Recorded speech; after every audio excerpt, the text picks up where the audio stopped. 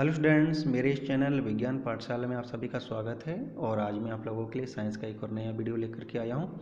तो स्टूडेंट्स जल्दी से जल्दी पेन और कॉपी लेकर के बैठ जाइए, क्योंकि आज हम जो क्वेश्चंस पढ़ने वाले हैं उनके आंसर्स अभी नोट डाउन करते जाएं और वीडियो के लास्ट में देखें कि आपके द्वारा कितने प्रश्नों के सही आंसर दिए गए हैं। तो इससे आपकी जो तैयारी है वो सुनिश्चित हो जाएगी कि आपका ये सब्जेक्ट कितना अच्छा प्रिपेयर हो चुका है। तो आपको वीडियो की शुरुआत से लेकर अंत तक बने रहना है स्टूडेंट्स, और वीडियो पसंद आने पर उसे लाइक और शेयर करना है, बिल्कुल ना भूलें। साथ ही साथ वीडियो देखने से पहले स्टूडेंट्स जल्दी से जल्दी मेरे इस चैनल को सब्सक्राइब कर लीजिए, जिससे मेरे आने वाले हर एक नई वीडियो का नोटिफिकेशन आपके पास समय समय पर आता रहेगा। तो स्टूडेंट्स हम पहले क्वेश्चन से स्टार्ट करते हैं। पहला क्वेश्चन है हमारा कि इसरो का विक्रम साराभाई अंतरिक्ष केंद्र कहाँ स्थित है। ए ऑप्शन है महेंद्रगिरी, बी ऑप्शन है तिरुवनंतपुरम, सी ऑप्शन है बेंगलुरु, डी ऑप्शन है श्रीहरिकोटा। तो स्टूडेंट्स जल्दी से अपना आंसर नोट डाउन कर लें कि क्या इसका सही आंसर है, क्योंकि अब हम आंसर देखेंगे। इसका सही आंसर है स्टूडेंट्स तिरुवनंतपुरम। तो स्टूडेंट्स याद रखें कि इसरो का विक्रम साराभाई अंतरिक्ष केंद्र जो है वो तिरुवनंतपुरम में स्थित है।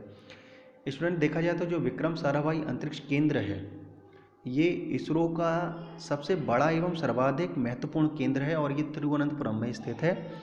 और स्टूडेंट्स यहाँ पर क्या होता है, यहाँ पर स्टूडेंट्स रॉकेट, प्रक्षेपण यान और जो कृत्रिम उपग्रह होते हैं उनका निर्माण किया जाता है और उनमें संबंधित तकनीकी का विकास भी किया जाता है। देखा जाए तो केंद्र की जो शुरुआत हुई थी वो थुम्बा भूमध्य रेखीय रॉकेट प्रक्षेपण केंद्र के तौर पर 1962 में हुई थी स्टूडेंट्स, इस केंद्र की शुरुआत। और बाद में अगर हम बात करें, केंद्र का पुनः नामकरण हुआ और ये नामकरण हुआ भारतीय अंतरिक्ष कार्यक्रम के जो जनक थे आपके डॉक्टर विक्रम साराभाई के सम्मान में इसका नाम किया गया, पुनः नामकरण।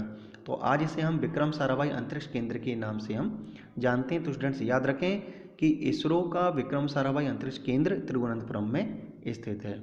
तो चलते हैं अब हम अगले क्वेश्चन की ओर स्टूडेंट्स, कि निम्नलिखित में तरल ईंधन है। तो चार ऑप्शन है यहाँ पर, चारों ऑप्शन में से आपको सही ऑप्शन नोट डाउन करना है स्टूडेंट्स। तो मैं चार ऑप्शन पढ़ने वाला हूँ। ए ऑप्शन है कोक, बी ऑप्शन है डीजल, सी ऑप्शन है प्राकृतिक गैस और डी ऑप्शन है कोयला। तो सही आंसर आप नोट डाउन कर लें स्टूडेंट्स और देखें कि आपका आंसर सही है या नहीं है। तो इसका सही आंसर है स्टूडेंट्स डीजल। तरल ईंधन है वो है डीजल। तो स्टूडेंट्स ईंधन होता क्या है, ईंधन के बारे में चर्चा कर लेते हैं कि स्टूडेंट्स ऐसे पदार्थ जिन्हें ऑक्सीजन की उपस्थिति में जलाने पर आसानी से जलने लगते हैं। मतलब ऐसे पदार्थ जो ऑक्सीजन की उपस्थिति में जब हम जलाएंगे या जलाते हैं तो वो आसानी से जलने लगते हैं और अत्यधिक मात्रा में ऊष्मा उत्पन्न करते हैं। तो ऐसे पदार्थों को स्टूडेंट्स क्या कहा जाता है, ईंधन कहा जाता है। स्टूडेंट्स याद रखें, ऐसे पदार्थों को ईंधन कहा जाता है, या जिनको हम क्या कहते हैं, फ्यूल भी बोला जाता है। इन्हीं को क्या कहा जाता है, फ्यूल बोला जाता है। ठीक है, अब ये जो फ्यूल होता है, ईंधन होता है, ये स्टूडेंट्स होता है तीन प्रकार का। पहला होता है स्टूडेंट्स आपका ठोस, पहला होता है ठोस ईंधन। ठीक है, दूसरा होता है आपका द्रवीय ईंधन,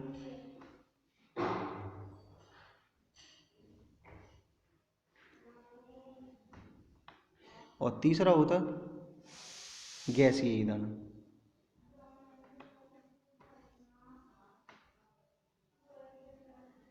तो एक एक करके हम इन ईंधनों के बारे में चर्चा कर लेते हैं।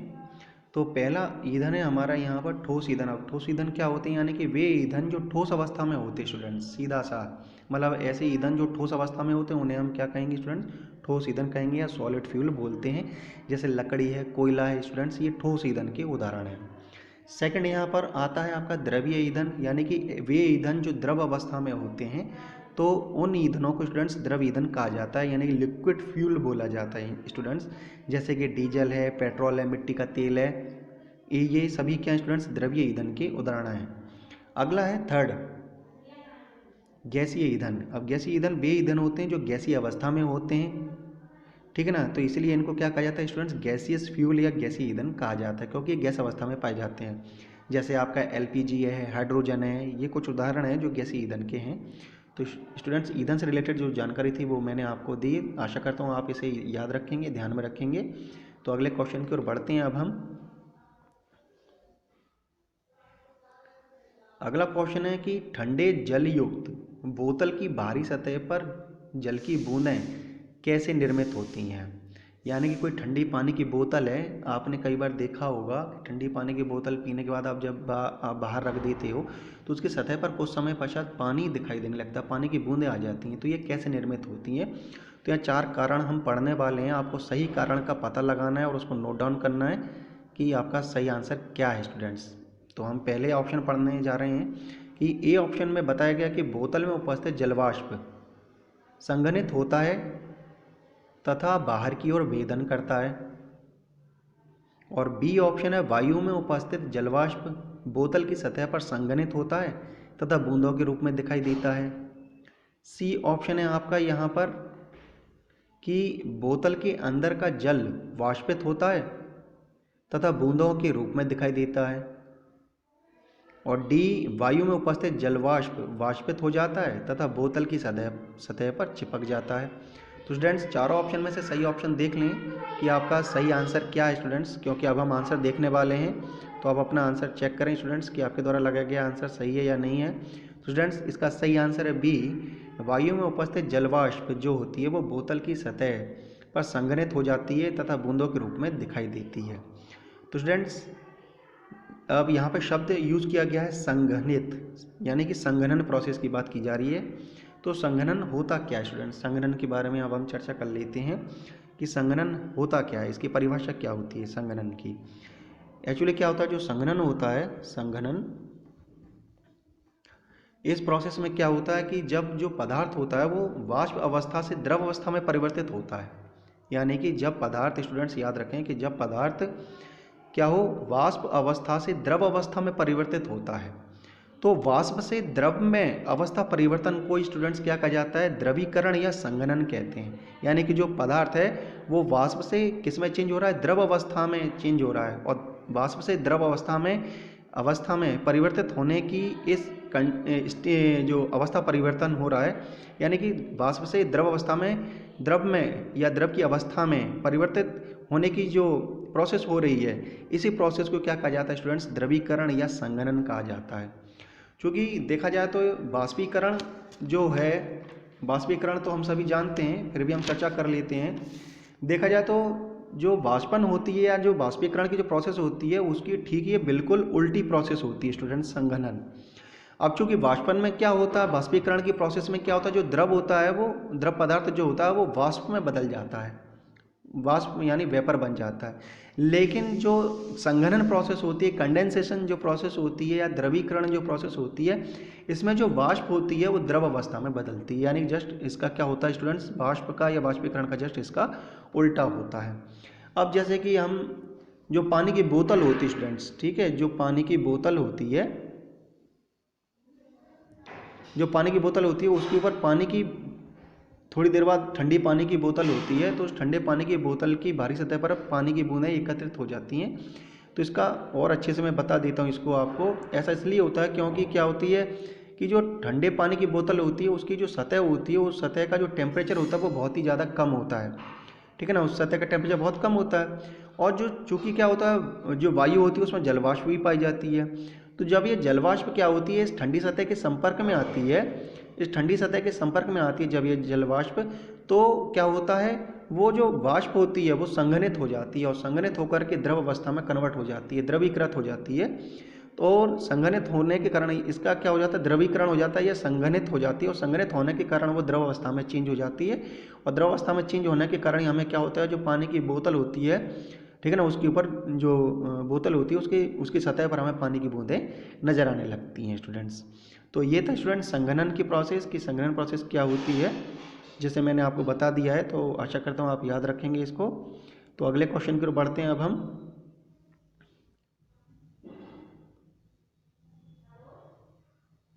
कि कोई व्यक्ति भोजन को निगलने के बाद उसे निम्न के कारण नहीं रोक सकता है। ए, आंत की अनैच्छिक प्रकृति, बी, श्लेष्मा स्तर, सी, लार श्रवण, और डी, आंत की ऐच्छिक प्रकृति।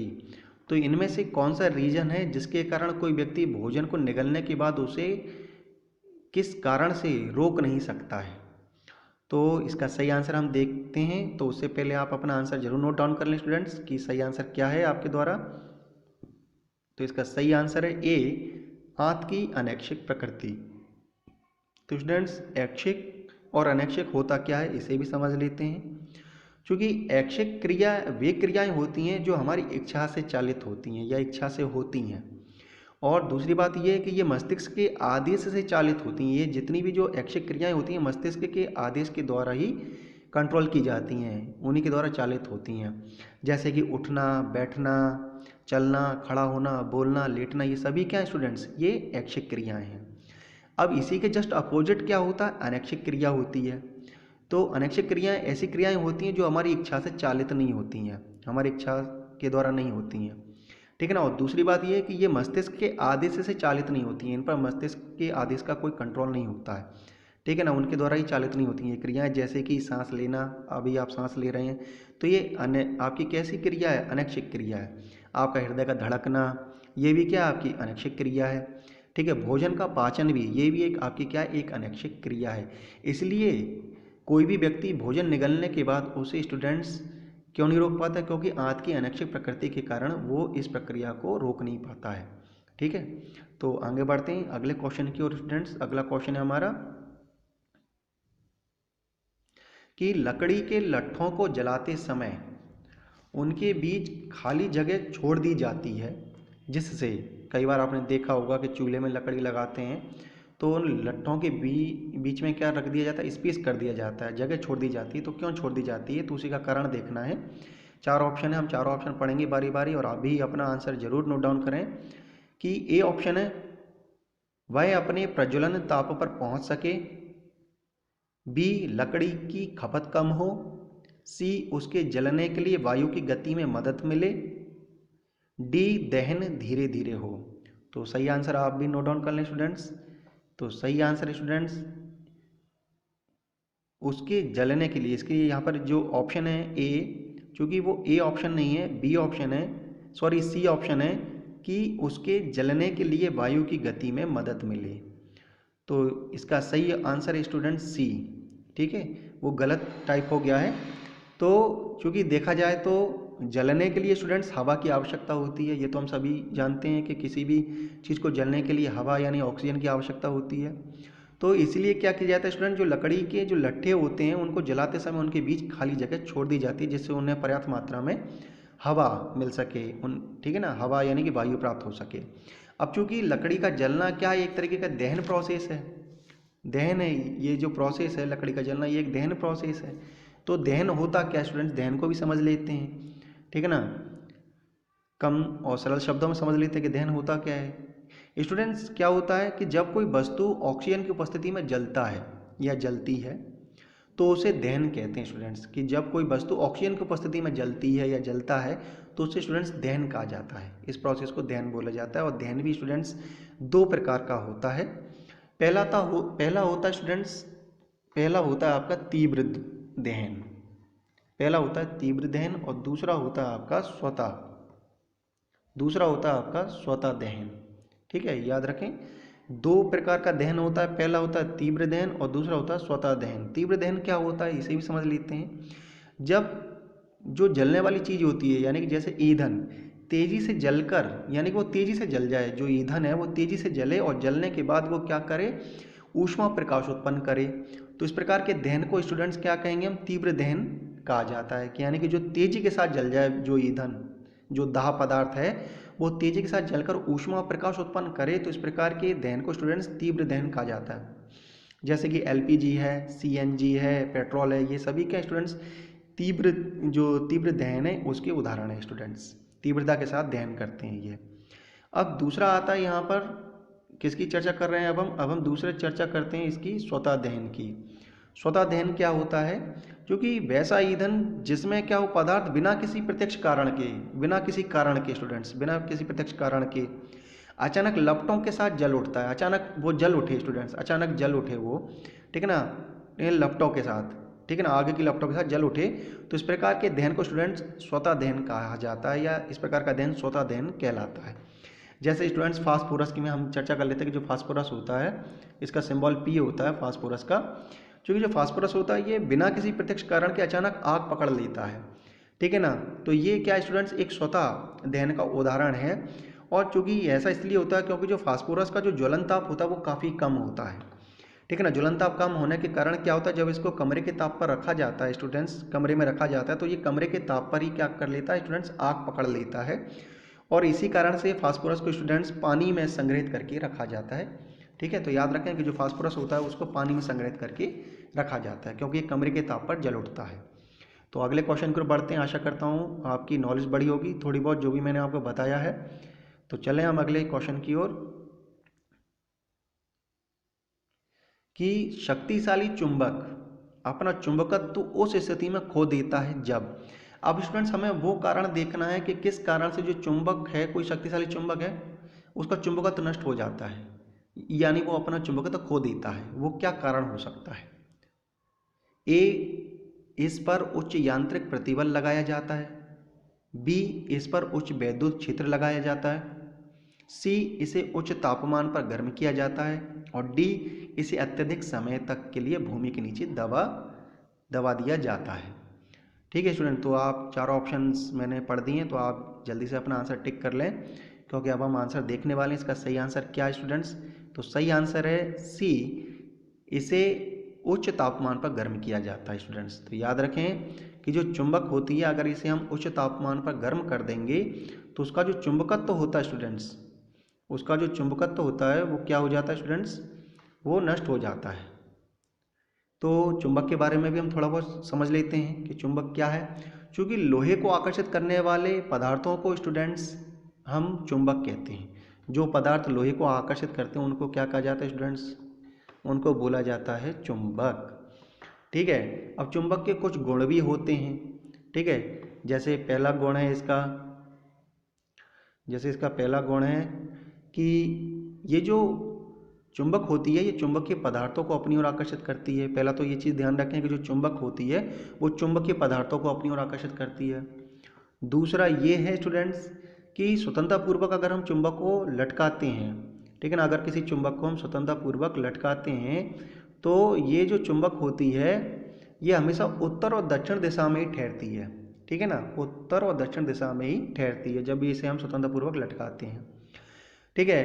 अब तीसरा पॉइंट ये और है इसका, सुने आप ध्यान से इसको, कि चुंबक के अंदर क्या होता है स्टूडेंट्स, प्रत्येक सिरे के निकट एक ऐसा बिंदु पाया जाता है। चुंबक का जो प्रत्येक सिरा होता है, ठीक है, इसके दो सिरे होते हैं, तो प्रत्येक सिरे के निकट एक ऐसा बिंदु पाया जाता है स्टूडेंट्स जहाँ पर चुंबकत्व बहुत ही अधिक होता है, यानी सर्वाधिक होता है, और इसे स्टूडेंट चुंबकीय ध्रुव कहा जाता है। उसी को स्टूडेंट्स क्या कहा जाता है? चुंबकीय ध्रुव कहा जाता है।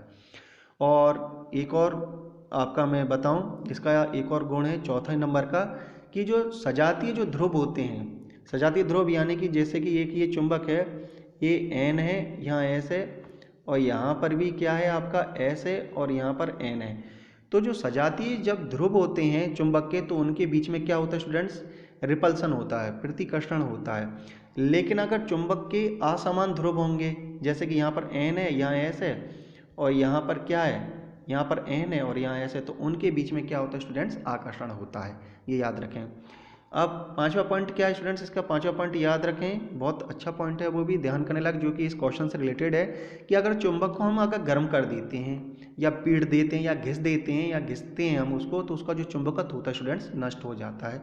तो इसलिए याद रखें कि स्टूडेंट्स कि अगर इसे हम उच्च तापमान पर गर्म कर देते हैं तो जो शक्तिशाली चुंबक होती है उसका चुंबकत्व नष्ट हो जाता है या वो अपना चुंबकत्व खो देता है। तो अगले क्वेश्चन की ओर बढ़ते हैं स्टूडेंट्स। अगला क्वेश्चन है हमारा 7,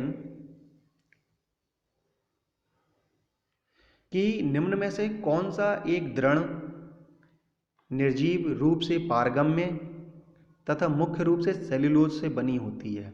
तो हमें इन चारों ऑप्शन में देखना है कि कौन इनमें दृढ़ है, निर्जीव है और पारगम्य भी है, तथा साथ ही साथ वो किससे मिलकर के बनी है? सेल्यूलोज से मिलकर के बनी हुई है या बना हुआ है। तो चार ऑप्शन अब हम देखेंगे। चार ऑप्शन में ए ऑप्शन है टोनोप्लास्ट है क्या, कि बी ऑप्शन नाभिकीय झिल्ली है इसका सही आंसर, या सी कोशिका भित्ति है इसका सही आंसर, या डी जीव द्रव्य कला इसका सही आंसर है। तो हमें देखना है इसका सही आंसर क्या है। तो स्टूडेंट जल्दी से जल्दी आप भी अपना आंसर नोट डाउन कर लें। तो आंसर अब हम देखते हैं। इसका सही आंसर स्टूडेंट सी कोशिका भित्ति, जो कोशिका भित्ति होती है वो दृढ़ होती है, निर्जीव रूप से पारगम्य होती है, निर्जीव होती है और पारगम्य होती है, तथा मुख्य रूप से क्या होती है, सेलुलोज से बनी हुई होती है।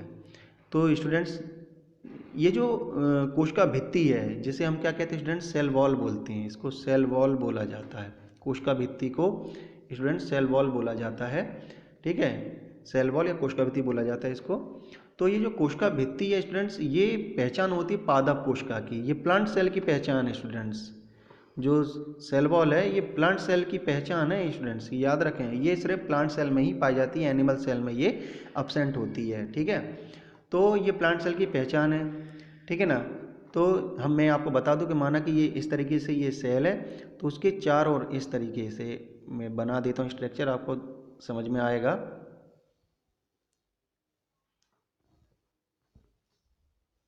ये इस तरीके से, तो ये जो बाहरी जो स्ट्रक्चर दिख रहा है ये आपको, ये स्टूडेंट्स है, ये सेल वॉल है, इसको सेल वॉल कहते हैं, ठीक है, कोशिका भित्ति बोला जाता है, ठीक है।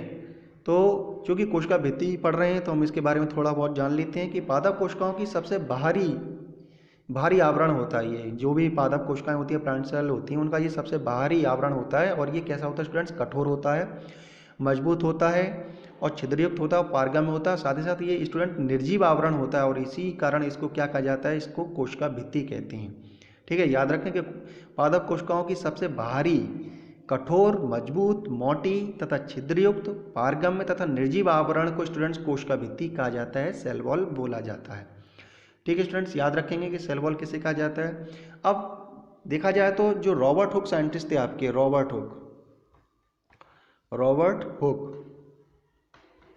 जो रॉबर्ट हुक साइंटिस्ट थे, उन्होंने कोशिका भित्ति की खोज की थी, इनके द्वारा कोशिका भित्ति की खोज की गई थी, ठीक है। और स्टूडेंट्स ये जो कोशिका भित्ति है स्टूडेंट्स, ये सेलुलोज और पैक्टोज की बनी होती है। याद रखें, जो पादपों में जो कोशिका भित्ति पाई जाती है वो सेलुलोज और पैक्टोज की बनी होती है। अब इसका कार्य क्या होता है स्टूडेंट्स, कोशिका भित्ति का महत्व तो क्या है, सेल वॉल का देखा जाए तो जो महत्व है वो क्या है प्लांट सेल के अंदर, तो महत्व क्या होता है इसका जो मेन कारण है, जो कार्य अगर हम बात करें कि जो कोशिका भित्ति का मुख्य कार्य वो ये होता है कि ये कोशिका को आकृति प्रदान करता है। सबसे पहली बात तो ये शेप देता है, उसको आकृति प्रदान करता है, शेप और साइज देता है, ठीक है। साथ ही साथ ये क्या करता है, ये प्रोटोप्लाज्म की भी रक्षा करता है। किसकी रक्षा करता है स्टूडेंट्स, ये प्रोटोप्लाज्म की भी रक्षा करता है। तो ये तो हुई स्टूडेंट्स कोशिका भित्ति से रिलेटेड जानकारी। अब हम चलते हैं अगले क्वेश्चन की ओर कि एक अस्थि अन्य अस्थि से द्वारा संयोजित रहती है स्टूडेंट्स, मतलब एक अस्थि जो है वो दूसरी अस्थि से किसके द्वारा संयोजित रहती है या जुड़ी रहती है, यानी कौन सी वो चीज़ है इन चारों में से जो एक अस्थि को दूसरी अस्थि से जोड़ने का कार्य करती है स्टूडेंट्स, वो हमें देखना है। तो ए ऑप्शन है उपास्थि, बी ऑप्शन है कंडरा, सी ऑप्शन है स्नायु और डी ऑप्शन है कंडरा और स्नायु दोनों। स्टूडेंट्स तो अपना आंसर जल्दी से जल्दी नोट डाउन कर लें कि इसका सही आंसर क्या है। इसका सही आंसर है स्टूडेंट्स स्नायु, जिसे क्या कहा जाता है स्टूडेंट, जिसको बोला जाता है लिगामेंट, इसको बोला जाता है लिगामेंट, इसको स्नायु या लिगामेंट कहा जाता है। और ये स्टूडेंट लचीला होता है और तंतुमय संयोजी ऊतक होता है, जो क्या करता है स्टूडेंट्स, दो अस्थियों को जोड़ने का कार्य करता है, इसलिए इसको क्या कहा जाता है स्टूडेंट, स्नायु या लिगामेंट कहा जाता है। तो चलते हैं हम अगले क्वेश्चन की ओर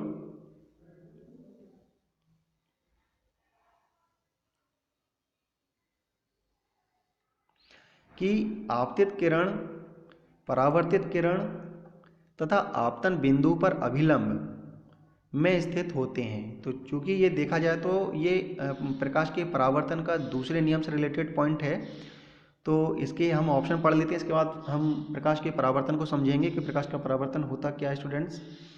कि ए ऑप्शन है इसका भिन्न माध्यम, बी भिन्न समतल, सी समान समतल और डी समान पृष्ठ। तो इसका सही आंसर हम देखते हैं, इसका सही आंसर है स्टूडेंट्स समान समतल।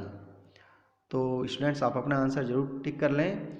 तो अब हम समझने वाले हैं कि प्रकाश का परावर्तन क्या होता है, क्योंकि ये जो क्वेश्चन दिया गया है ये प्रकाश के परावर्तन से रिलेटेड है और ये प्रकाश के परावर्तन का दूसरा नियम से रिलेटेड दिया गया पॉइंट है। तो प्रकाश का परावर्तन होता क्या है, तो उसके लिए मैं आपको यहाँ पर एक थोड़ा डायग्राम बना दूंगा। ये कोई परावर्तक सतह है, रिफ्लेक्टिंग सरफेस है, माना कि ये M है, यहाँ N है, और इस तरीके से इसको बोला जाता है अभिलंब।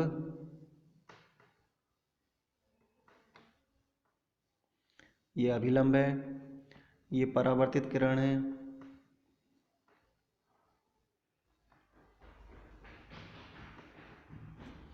ये स्टूडेंट्स आपतित किरण है,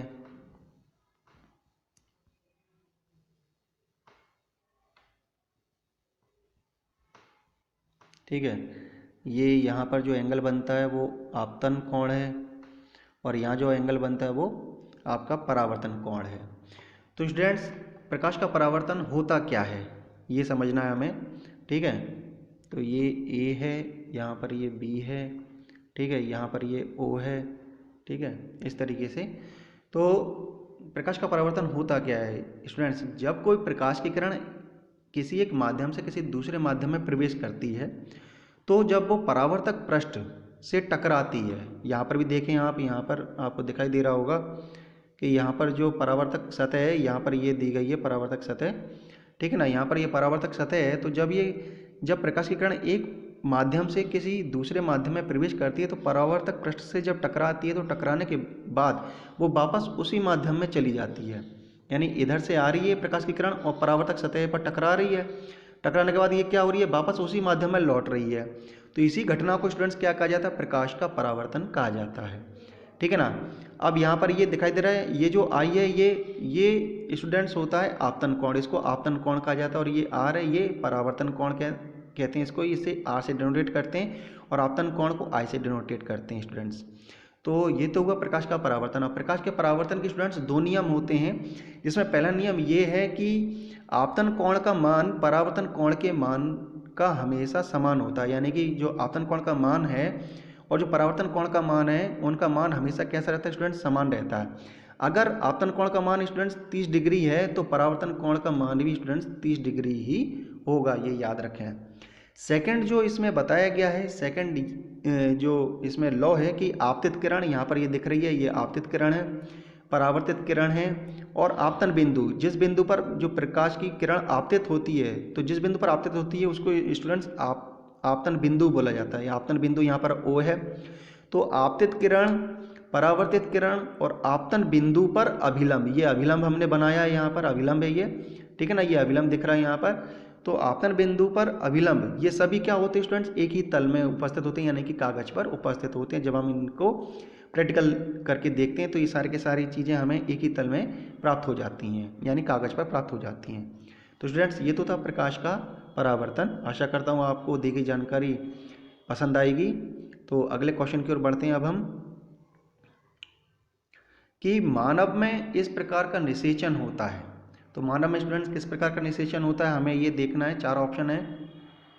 ए ऑप्शन है बाह्य निषेचन, बी ऑप्शन है आंतरिक निषेचन, सी है बीजाणु रचना, और डी ऑप्शन है क्लोनिंग। तो सही आंसर आप लोग नोट डाउन कर लें। सही आंसर इसका क्या है स्टूडेंट्स, सही आंसर स्टूडेंट इसका आंतरिक निषेचन। तो मानव में स्टूडेंट्स आंतरिक निषेचन पाया जाता है। तो स्टूडेंट्स आज का ये वीडियो आपको कैसा लगा, आप अपने कमेंट्स जरूर कमेंट बॉक्स में लिख करके मुझे बता सकते हैं। और आज का वीडियो देखने के लिए आपका बहुत बहुत धन्यवाद। नेक्स्ट वीडियो का आप लोग इंतज़ार कीजिए। तब तक के लिए thank you, have a nice day.